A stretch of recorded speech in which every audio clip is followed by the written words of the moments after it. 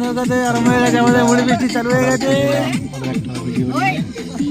তো যখন ছিলাম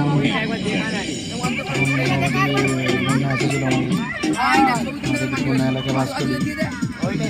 তো আমাদের বাড়ির সামনে অনেকে নৌকো নিয়ে এখানকে আসে, নৌকো রেখে অন্য জায়গায় চলে যায় বাজার করতে বা ঘাটালারে যায়। সেই আমরা নৌকোটা নিয়ে বেরিয়ে পড়েছি। খালি হাতে বেরোয়নি, আমরা এই 4-5 দিন মিলে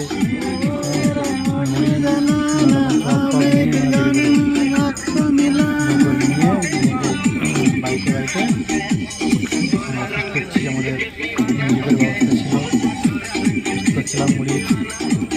আমরা সন্ধ্যেবেলার দিকে আজকে রেস্টটা কম নাকি বল দেখি বাড়ি যাবো।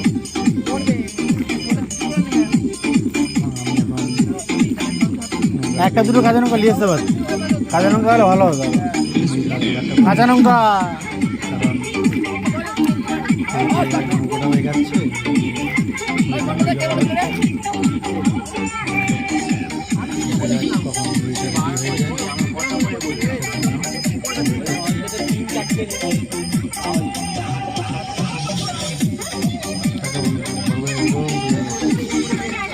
ঘরের নিচে আছে